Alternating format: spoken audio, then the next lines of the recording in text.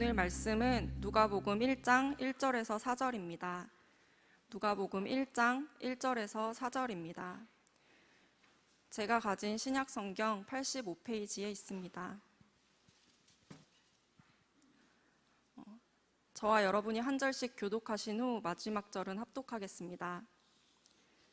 우리 중에 이루어진 사실에 대하여 처음부터 목격자와 말씀의 일꾼된 자들이 전하여 준 그대로 내력을 저술하려고 붓을 든 사람이 많은지라.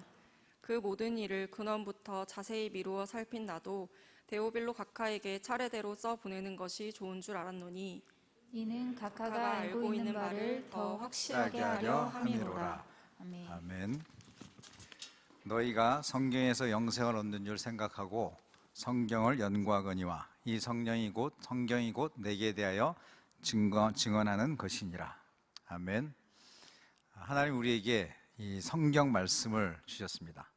하나님 우리에게 이 성경 말씀을 주신 것은 하나님이 영원한 생명을 우리랑 같이 누리기를 원하셔서 이 생명책을 주셨다는 거죠.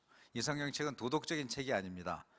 어떻게 살아라, 뭘 해라 그런 얘기가 들어있긴 하지만 이 책을 주신 근본적 목적은 하나님의 영생, 하나님의 영원한 생명을 어떻게 얻을 수 있는지, 특별히 그것을 얻는 방법은 예수 그리스도를 통해서 가능하다, 그걸 알려주기 위해서 이 성경을 주신 거죠. 그래서 우리가 성경을 연구함으로 이 성경 안에 있는 주인공이신 예수 그리스도를 만나게 될 겁니다. 특별히 오늘부터 기도해 오셨고 또 여러분들 기대하신 것처럼 누가복음 강해가 시작이 되어집니다. 제가 너무 무모한 시도를 하나님 앞에서 하는데 저에게도 큰 도전과 성장이 될 거라고 생각이 되어지고 여러분들에게도 복음의 은혜를, 예수 그리스도가 대해서 예수 그리스도님이 어떤 분인가를 좀 알아가는 복된 시간이 되기를 원합니다. 특별히 2021년 우리 분이엘 공동체의 주제가 뭐죠? 복음돌. 빨리 나와서 좋습니다. 네, 복음, 은혜, 돌파. 그렇죠? 그래서 가장 맨 처음에 시작이 복음인 거예요. 그래서 정말 예수 그리스도를 통한 복음부터 시작해서 그 복음이 깨달아지면 우리 안에 은혜가 넘치는 거예요. 그 은혜가 넘치고 나면 그 다음에 내가 그동안 새롭게 시도해보지 못했던 것, 그동안 안 된다고 생각했던 것, 뭔가 깨져 있던 것, 잘못된 것들이 돌파가 일어나기 시작하는 거죠. 최근에 우리 청년부 안에 창업하는 사람들이 조금씩 늘어나고 있습니다. 그 또한 하나의 돌파라고 저는 생각이 되어져요. 마음껏 축복해 줬습니다. 우리 안에 그동안 시도해보지 못했던 그런 것들이 예수님의 이름으로, 예수 그리스도의 능력으로 힘입어서 새롭게 시도해보는 역사가, 그래서 나중에 그것이 다 간증이 되어져서 간증이라는 단어가 참 부담스러운가 봐요. 그렇죠? 그래서 이름을 좀 바꿨으면 좋겠습니다. 혹시 좋은 이름 공모 한번 해보면 좋을 것 같아요. 그냥 부담 없이, 예를 들어서 뭐 그냥 쉐어링이라 그러든지 아니면 뭐 그냥 짧은 이야기 나눔이라 그러든지, 뭔가 이렇게 너무 간증이라는 단어가 너무 거창한 걸 얘기해야 된다는 생각이 참 많은 것 같아요. 저는 개인적으로 제 신앙이 성장한 거는 성경 말씀도 있지만 간증이 저한테 굉장히 큰 영향을 줬습니다. 왜냐하면 그 사람이 경험한 하나님을 이 앞에서 거짓말하진 않을 거 아니에요. 그렇죠? 그러면 그 살아계신 하나님을 경험한 저 얘기가 진짜겠구나 라고 생각해보면, 야, 역시 하나님은 살아계셔. 그러면서 또 나에게도 그 살아계신 하나님이 역사하실 수 있겠지, 이런 기대감이 생기는 거예요. 그래서 우리 공동체 안에 매주 성교사님 저 이번 주 간증하면 안 돼요? 간증이라는 단어 말고 아무튼 네, 이번 주 좀 이렇게 짧은 나눔 좀 하면 안 될까요? 무조건. 그럼 제가 설교를 줄이더라도 여러분한테 제가 시간을 드리고 싶습니다. 아멘. 그래서 우리 안에 계속 간증이, 또 새로운 일들이 일어났으면 좋겠습니다. 특별히 오늘부터 누가복음, 제가 누가복음과 사도행전을 한번 나누고 싶다 그랬잖아요. 자, 누가복음은 누가 썼죠? 누가가 썼습니다. 네. 그래서 누가복음은 누가 써서 누가바를 먹자 뭐 이런 옛날에 뭐 이런 누가 크래커 뭐 이런 것도 있다 그러더라고요.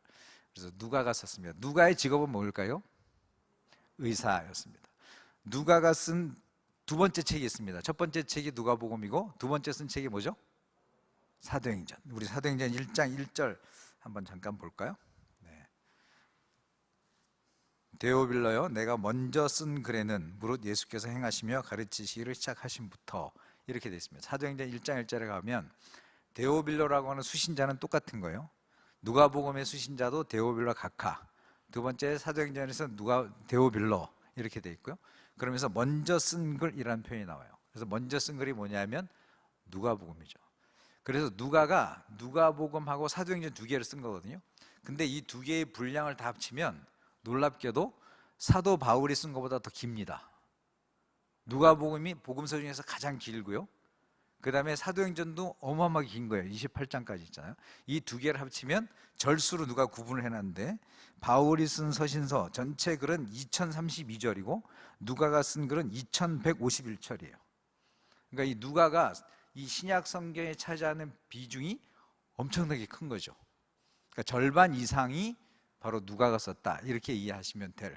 그러니까 이 신약 성경에 굉장히 영향을 많이 미친 사람이 누가다, 이렇게 생각하시면 되고요.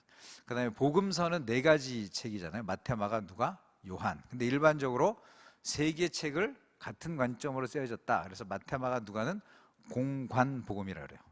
그래서 같이 함께 바라본다, 같은 관점으로 바라보는 책이 마태, 마가, 누가, 요 3가지라고 그러고, 요한복음은 굉장히 다르게 되어 있습니다. 그래서 맨 처음에 쓴 책이 마가복음이거든요. 그래서 이 마가복음을 마태도 갖다가 많이 인용했었고, 그 다음에 누가도 갖다 쓴 거예요. 그래서 마태복음의 90% 이상이 마태복음과 누가복음에 다 들어있는 거죠. 그러니까 이제 공관일 수밖에 없죠. 그렇죠? 마가의 성경책을 기초로 해서 그 이야기를 똑같이 갖다 쓰기 시작했으니까 마가의 관점이 마태에도 들어가 있고 누가에도 들어가 있고, 당연히 마태만의 관점도 있고 누가만의 관점도 있지만 이 3가지가 같은 관점으로 바라봤다. 특별히 이 3 성경책은 예수님의 행적에 대해서 써 있는 거예요. 예수님이 이 땅에 오셔서 무엇을 말씀하셨고 무엇을 행하셨나라고 한 걸 기록한 게 마태, 마가, 누가. 그 다음에 요한복음은 예수님이 말씀하셨는데 그 말씀에 대한 해석이 더 많이 되어 있는 책이 요한복음. 그래서 되게 많이 다른 성격이 이렇게 되어 있습니다. 조금 더 들어가면 마태복음은 누구를 위해서 썼는지 혹시 아십니까? 수신자. 마태는 이걸 쓰면서 나는 이 사람들한테 예수님이 어떤 분인지 좀 알려주면 좋겠어 쓴 대상자가 있거든요. 그 마태복음의 대상자는 유대인들이었어요. 예수를 유대인으로 오셨는데 옛날 유대교에 있었던 그 사람들이 이 구약시대 때 예언된 메시아로서의 예수가 바로 이 나사렛 예수다, 그걸 증명하기 위해서 쓴 책이 마태복음인 거죠. 그래서 마태복음을 읽어보면 말씀하시되, 가라사대, 말씀이 성취되어, 이런 표현이 되게 많이 나오는 게 마태복음이에요. 나중에 그런 관점에서 여러분이 다시 마태복음을 읽어보시면 굉장히 많이 가라사대, 또 성경에서 이르기를, 이런 표현들이 되게 많이 되어 있는 책이 마태복음이죠. 그 다음에 마가복음은 대상자가 누구냐면 로마인들을 위해서 쓴 거예요. 그 당시에 박해가 막 일어나려고 그럴 때 되게 빠른 필체로 되게 짧게, 특히 베드로 복음이다라고도 하거든요. 베드로의 마가가 썼는데 사실 이제 마가는 통역관이었어요. 헬라어로 말을 베드로가 못했기 때문에. 그래서 로마 사람들에게, 헬라에 있는 사람들에게 짧게 써가지고 바로 복음을 선포하기 위해서 쓴 책이 마가복음이고, 누가복음은 이제 오늘 우리가 나누는데, 누가는 사실은 이방인이었습니다. 성경 전체의 저자 중에서 유일하게 유태인이 아닌 사람, 딱 한 사람 뽑으라 그러면 누가인 거예요. 그러니까 헬라인으로서 성경을 기록한 사람. 그래서 본인이 헬라의 배경을 가졌기 때문에 누가복음을 써서 헬라의 배경을 가진 사람들이 예수가 누구인지를 알도록 해줘야 되겠다라고 해서 헬라인들, 특히 이방인들을 위해서 쓴 책이 누가복음이다, 이렇게 얘기되고요. 그 다음에 요한복음은 모든 사람, 유대인뿐만 아니라 이방인뿐만 아니라 모든 사람들을 대상으로 쓴 책이 요한복음이다. 그래서 이제 누가복음은 우리가 이제 이방인이잖아요, 그렇죠? 그러니까 예전에 보면 유대적 혈통을 갖지도 않고 유대에 대한 예전에 구약의 백그라운드 없는 사람들이 우리랑 똑같은 사람이니까, 여러분이 누가복음을 잘 이해하면 그 하나님이 우리를 위해서 주신 말씀의 특징이 어떤 것인가, 그걸 알기가 되게 쉽다, 이런 거죠. 자, 누가복음의 중심 구절이 있습니다. 누가복음 19장 10절 우리가 같이 한번 볼까요? 사교의 장면에서 나오는 그 말씀인데, 자, 누가복음 19장 10절 말씀 같이 한번 읽어볼까요? 인자가 온 것은 잃어버린 자를 찾아 구원하려 함이니라. 예수님이 이 땅에 오신 것은 잃어버린 자, 즉 이 땅에 왔던 아직 하나님을 모르는 잃어버린 모든 사람들을 찾아서 구원하기 위해서 오셨다. 그래서 이 땅에 누가복음에 보면 상당히 많은 사람들이 잃어버린 사람들이 많이 나옵니다. 즉 소외된 사람들이 되게 많이 나와. 아웃사이더로 있던 사람들, 즉 소외된 자, 사마리아 사람들, 나병 환자들, 세리들, 이방인들, 여자, 가난한 자가 되게 많이 언급되어집니다. 앞으로 우리가 누가복음을 계속 보면 다른 복음서에서는 언급하지 않는 여자들이 되게 많이 나오기도 하고, 또 세리, 나병 환자, 또 죄인들에 대한 이야기가 되게 많이 나오는, 그래서 우리가 되게 공감하기 쉬운 그런 이야기들이 많이 써 있는 책이 바로 누가복음이다. 저는 오늘 이 서론인데요, 1절부터 4절까지가 누가복음 전체의 서론이거든요. 마태, 마가, 누가, 요한 중에서 서론의 책이 쓰여진 책이 유일하게 누가복음입니다. 왜 이 책을 썼는지, 누구에게 이 책을 쓰는지가 써 있는 책이 누가복음이에요. 그래서 1절에서 4절까지가 누가복음 전체를 알게 되는 서론이 들어있는 구절인데, 특별히 저는 우선 서론에 들어가기 전에 누가라는 사람에 대해서 잠깐 좀 나누고 은혜를 좀 나누면 좋을 것 같습니다. 누가는 아까 말한 대로 의사라 그랬죠. 수리아 안디옥의 의사였습니다. 그러다가 두로아에서 바울의 2차 전도 여행 기간에 바울을 만납니다. 그래서 바울을 따라다니죠.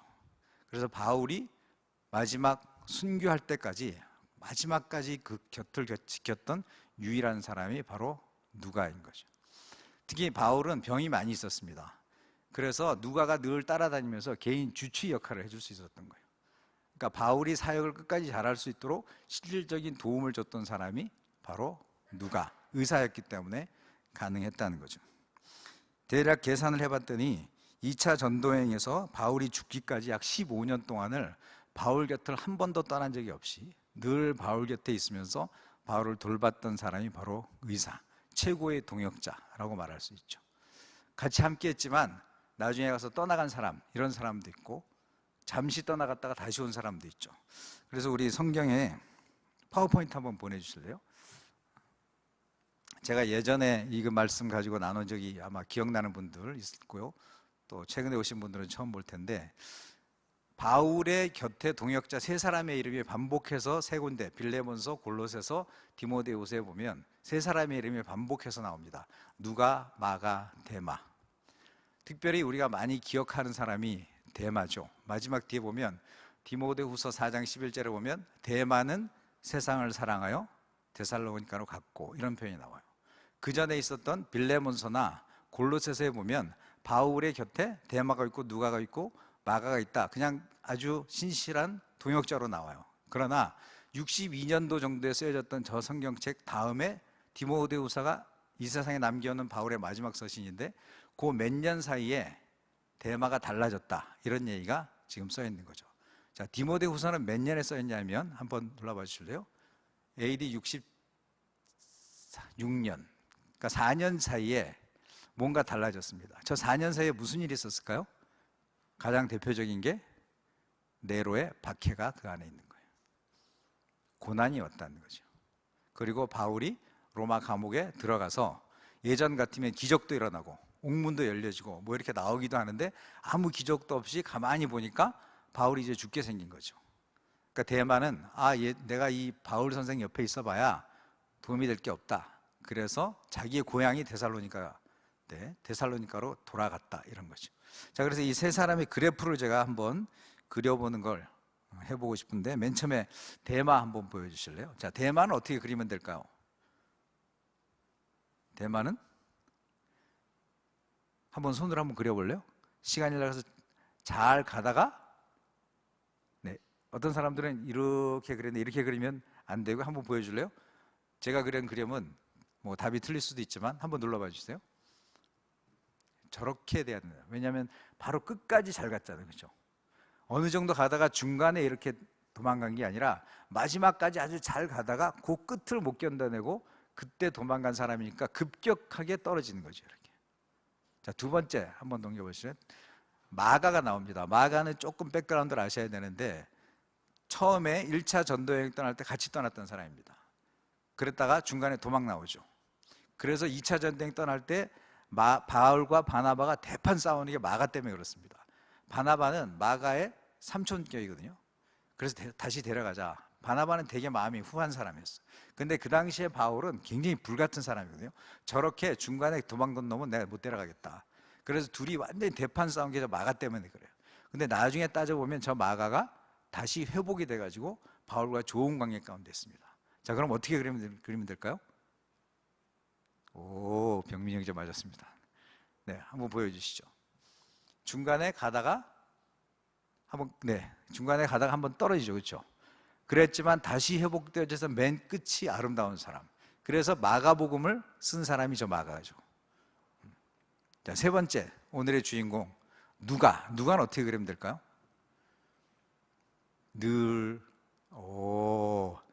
네.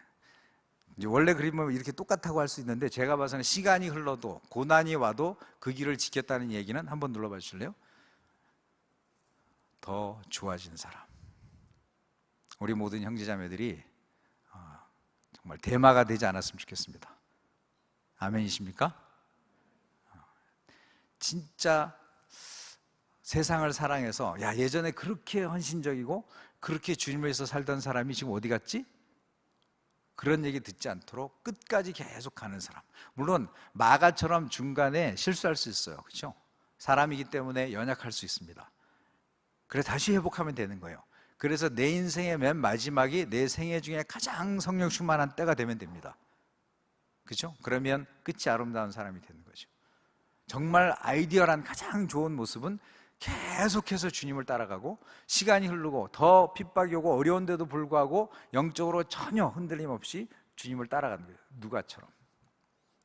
사도 바울이 마지막 로마 감옥에서 죽어갈 때도 그 옆을 지켜낼 수 있었던 사람 누가처럼 우리가 됐으면 좋겠습니다. 바울이란 영화에 보면 보신 분들 있으시죠? 바울 영화에 보면 계속 등장하는 사람이 누가가 역시 거기 나오죠. 감옥에 들락달락하면서 바울에게 필요한 것도 갖다 주고 때로는 바울도 인간이기 때문에 막 힘들어하는 장면이 거기 영화에 보면 나와요. 그럴 때 누가가 옆에서 그 선생님을 격려해주고 위로해주고 힘을 줬던 사람이 바로 누가. 그래서 끝까지 바울이 그 삶을 살 수 있도록 도와줬던 사람이 바로 누가죠.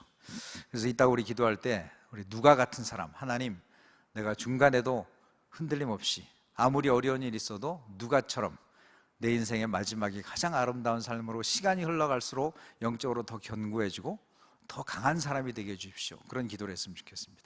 전설에 의하면 누가는 결혼하지 않았고요 84세까지 살다가 이 땅을 떠났던 사람이다 이렇게 되어져 있습니다. 자, 오늘 성경 1절부터 보면 본문에 1절부터 4절이 아까 말한 대로 서론이라 그랬잖아요.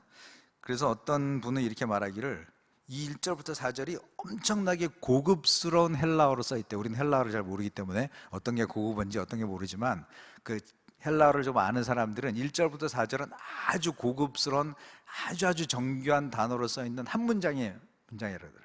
그래서 이 1절부터 4절을 뭐라고 표현했냐면 어마어마하게 멋지게 생긴 대리석 건물에 그 입구를 들어가는 기분, 그런 느낌으로 써있는 구절이 바로 1절에서 4절이라는 거예요.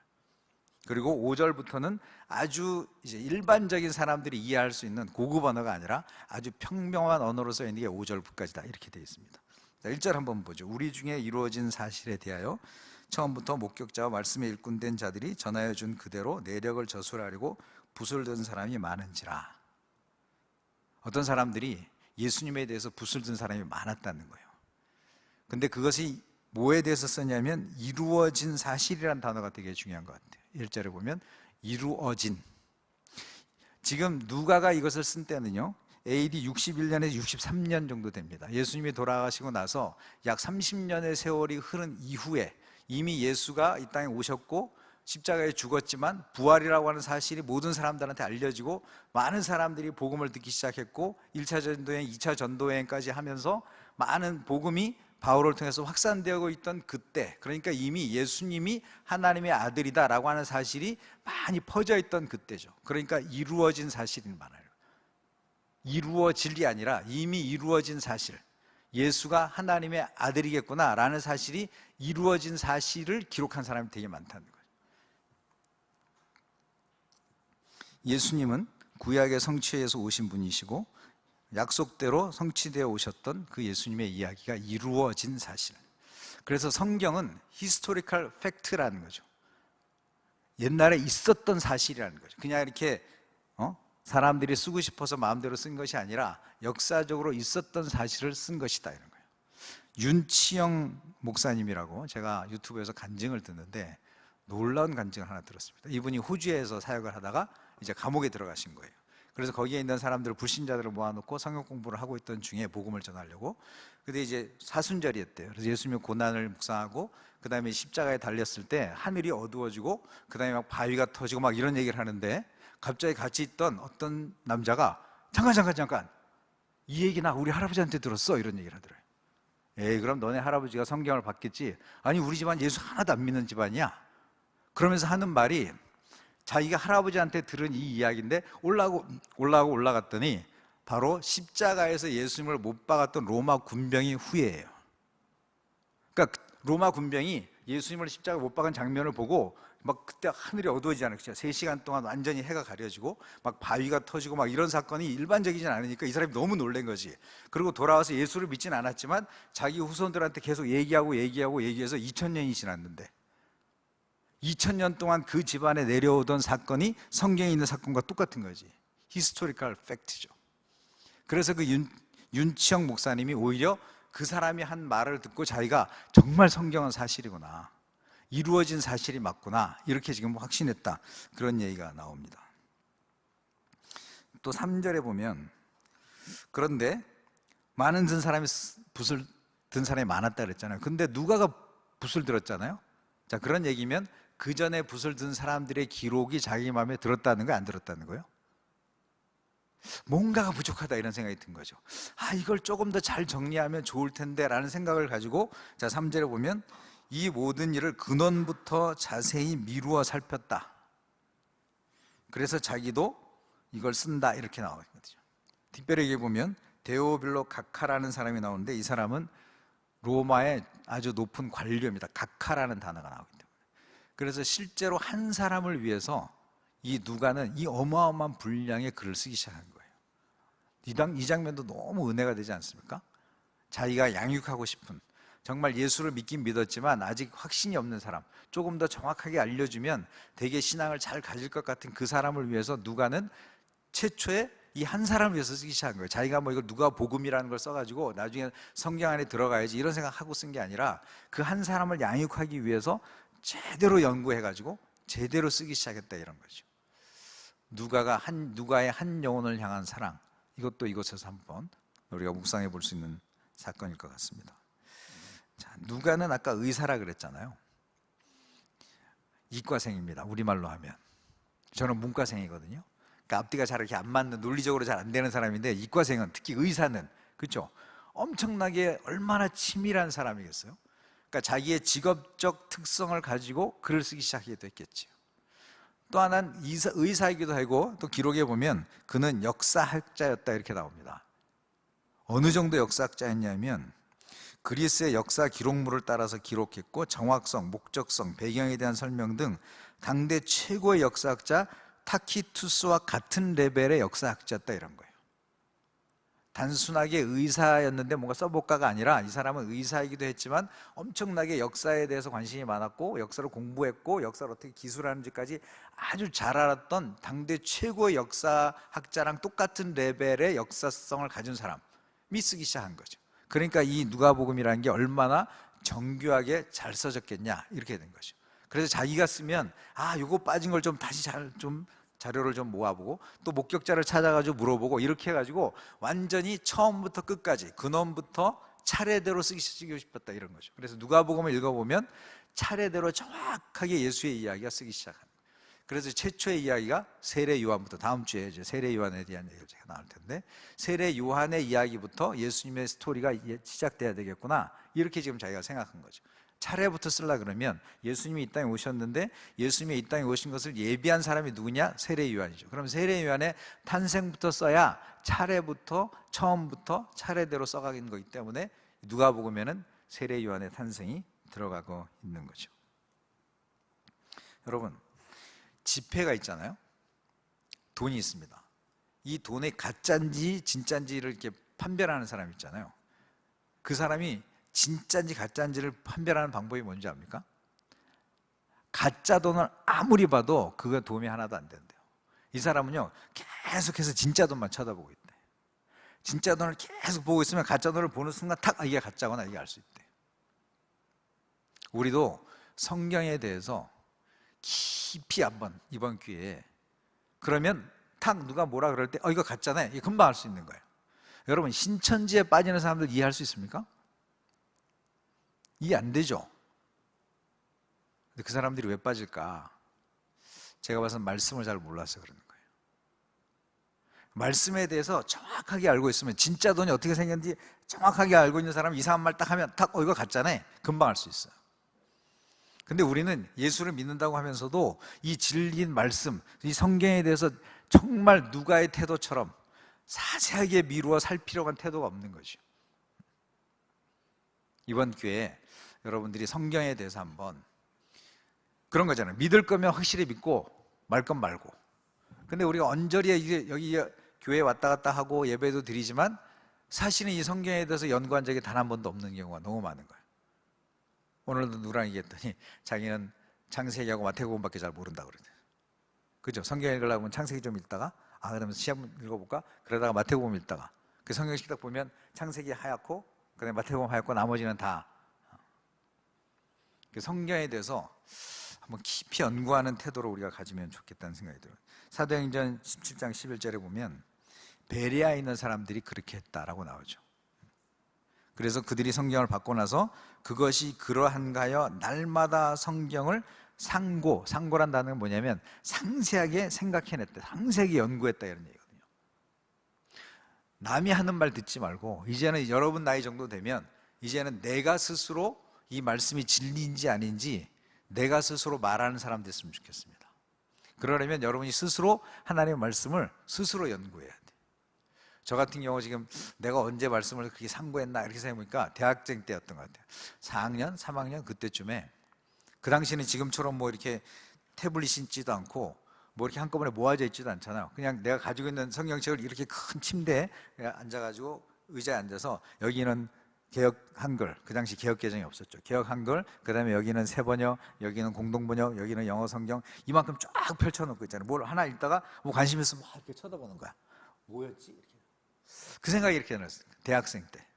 그때 그 시간이 얼마나 행복했는지 몰라요. 성경 하나를 보다가 좀 이상한 번역본이잖아요. 이게 상고 이런 단어도 얼마나 어려워요. 그렇죠? 그럼 상고가 뭐지? 그럼 또 한자를 찾아보기도 하고 그 영어는 뭐라고, 상고는 뭐라고 표현되어 있을까? 이런 것도 한번 찾아보고 그렇게 했었던 그 시간들이 지금 제 생각 속에 되게 하나님의 말씀을 찬찬히 알아보려고 했던 되게 재밌었고 좋았던 청년 시절에 어린 나이에 대학생이었지만 그런 시간들이었습니다.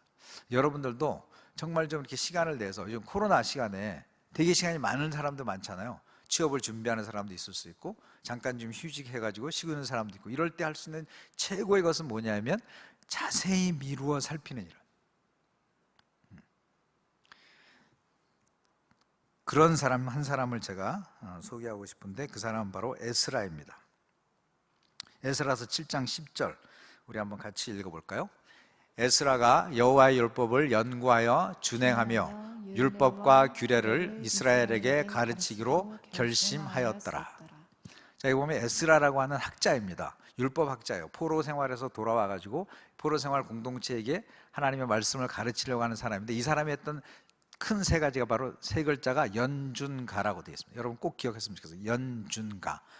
첫 번째 연은 뭐냐면 연구했다는 거예요. 두 번째는 준행, 말씀대로 살았다는 거예요. 세 번째 가르쳤다는 거죠. 연준가. 우리가 해야 될 것이 뭐냐면 바로 말씀에 대해서 연준가 하는 거예요. 연구하고 준행하고 가르치고. 여러분 연구하는 시간이 있어야 됩니다. 성경은 연구하는 책이에요. 성경은 그냥 가만히 앉았다고 이해되는 책이 아니라 굉장히 공부를 많이 해야 되는 책입니다. 역사를 공부해야 되고 철학을 공부해야 되고 지리를 공부해야 되고 과학을 공부해야 되는 책입니다.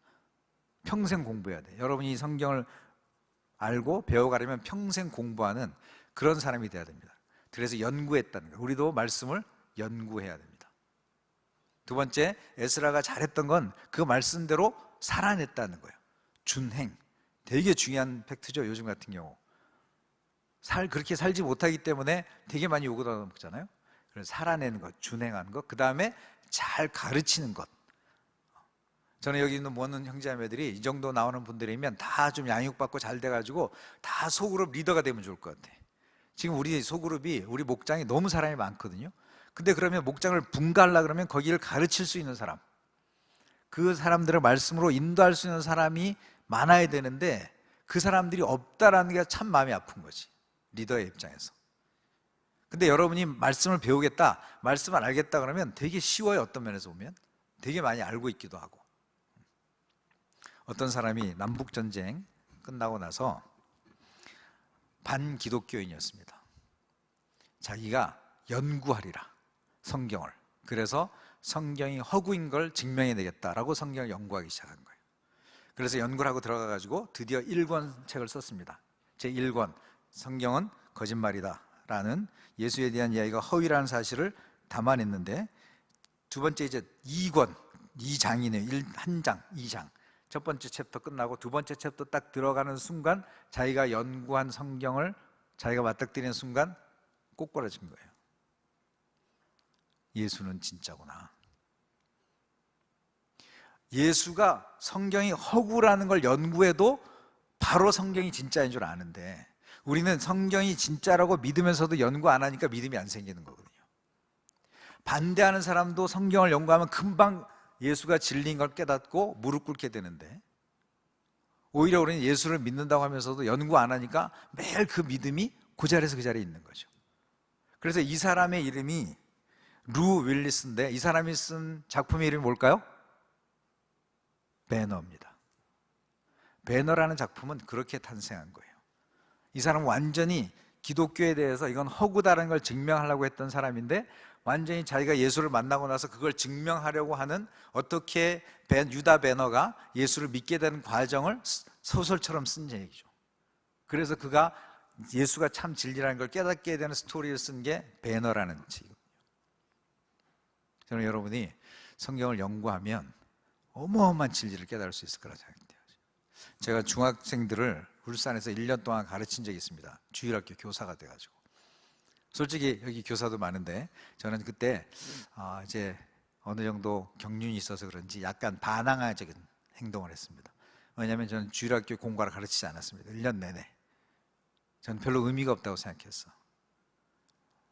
유일하게 이 아이들이 중학교 3학년 남자애들이었는데, 이 아이들이 나랑 1년 동안 해서 예수가 하나님의 아들이다, 예수를 통해서만 죄사함을 받을 수 있다, 예수를 통해서만 구원받을 수 있다는 것만 확실하게 하나만 가질 수 있다면 1년 동안 나는 최고의 양육을 할 수 있을 거라는 생각을 갖고 매주 똑같은 얘기를 계속 반복해서 복음을 전하기 시작했습니다. 딴 애들은 왔다 갔다 했는데 그 중에 A라는 학생은 1년 내내 내 반의 학생이었어요. 그래서 얘는, 딴 애들은 다 못 알아들어 줘, 얘 한 명은 내가 건질 수 있어가. 그래서 10월 달쯤에 가가지고 내가 테스트를 한번 해봤어. 내가 전했던 이야기를 얼마나 받아들였나. 딴 애들은 못 알아듣는 걸 정확하게 맞고요, 이 아이마저도 못 알아들은 거예요. 어마어마하게 큰 충격을 받았습니다. 여기 주일학교 교사들 심각하게 생각하셔야 돼요. 여러분이 전달하고 있는 그 메시지가 그 아이들에게 지금 얼만큼 전달되고 있을까? 딱 한 가지만 전달해도 난 좋다고 생각돼요. 예수가 하나님의 아들이시다, 예수가 길이고 진리고 생명이다라는 것을 아이들이 죽을 때까지 어떤 핍박이 와도, 내 목에 칼이 들어도 나 예수님을 부인할 수는 없습니다, 예수님은 하나님의 아들이십니다 라고 확신 있게 할 수 있는 사람을 우리가 키워낼 수 있다면, 그런데 그게 안 되더라고요. 그러니까 우리가 얼마나 이 하나님의 말씀에 대해서 진지하게 고민해야 될까, 그런 거 생각을 한번 해본 거죠. 예전에 제가 예를 들었던 조정민 목사님 계시잖아요.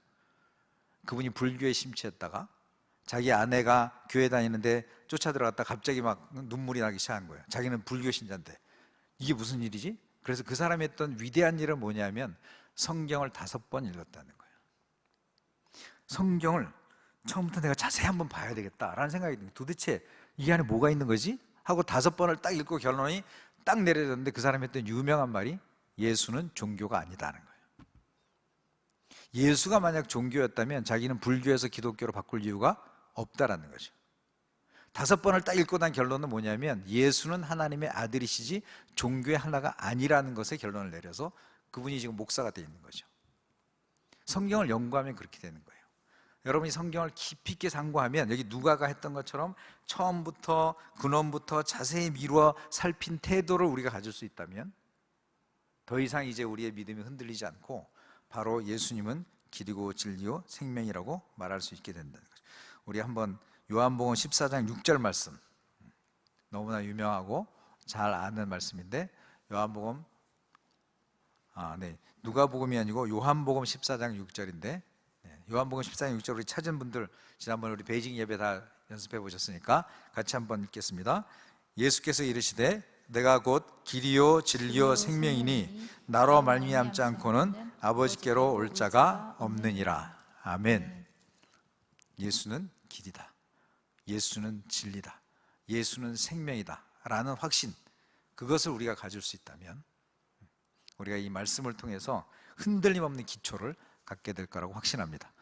누가와 함께하는 여행, 제가 금요일 날 나와서 사실 저에게도 이 강해 설교 이게 따라서 간다는 건 엄청나게 큰 부담이었고 저한테 도전이었어요. 그래서 내가 금요일 날 와서 돋보이기도 20분짜리를 2번 했습니다. 이 강해 설교를 위해서 하나님 힘을 주십시오, 은혜를 주십시오. 그래서 20분씩 2번 40분을 이 강의를 앞으로 할 것에 대해서 은혜를 주시라고 기도하는데 그때 딱 떠오른 단어가 있어요. 누가와 함께하는 여행. 좋지 않습니까? 그냥 누가복음을 쫙 하는 거예요. 그래서 한 사람이 쓴 글을 따라서 순서대로 잘 정리해놓은, 너무너무 정확하게 기록해놓은, 의사가 써놓은 그 글들을 통해서 예수님은 누구인지, 정말 길이고 진리고 생명인지, 내 목숨을 다 바쳐도 될 분인지, 그 무엇과도 비교할 수 없는 가장 위대하신 분인지를 알아가는 시간이 이 시간을 통해서 됐으면 좋겠습니다. 우리 찬송 하나 부르고 기도할게요. 우리 찬송가 546장에 주님 약속하신 말씀 위에서, 우리 말씀 위에 우리의 신앙을 세워야 됩니다. 그러면 흔들림 없이 그 말씀의 토대에서 강건하게 세워질 수 있습니다. 한번 같이 한번 부를까요?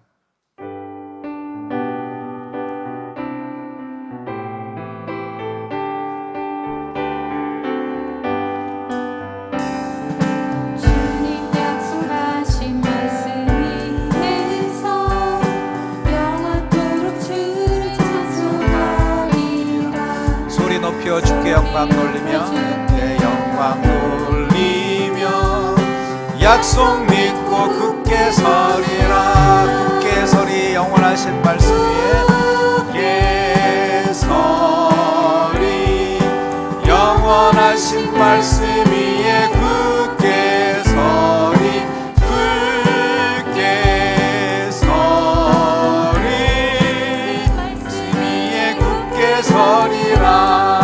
주님 약속하신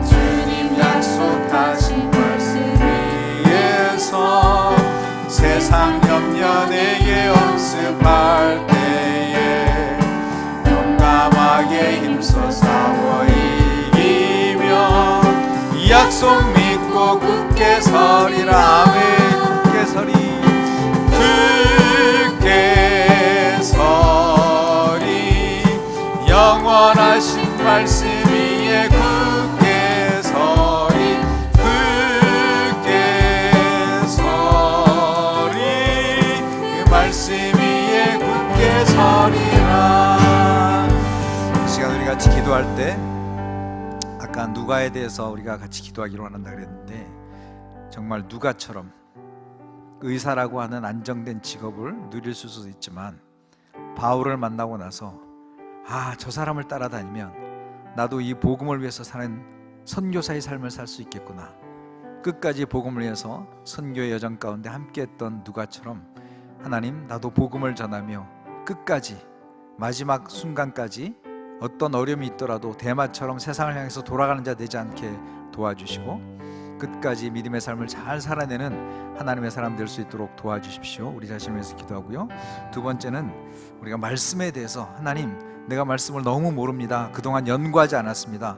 하나님의 말씀을 알려고 하지 않았습니다. 이번 기회를 통해서 누가복음을 깊이 연구하는 시간 되게 도와주시고 말씀을 견고하게 알아가는 시간 되게 도와주옵소서. 세 번째, 우리의 신앙의 확신을 가질 수 있도록, 데오빌로가 복음을 들었지만 아직까지는 확신에 있지 못해서 누가는 이 글을 통해서 그가 확신 가운데 설 수 있도록 도와주기 위해서 이 글을 썼다고 했는데, 우리에게도 하나님 기왕 믿는 거 정말 뿌리를 견고하게 세우는 확신 있는 믿음을 가질 수 있도록 도와주시옵소서. 이 세 가지를 놓고 우리 주여 같이 함께 부르고 같이 기도하겠습니다.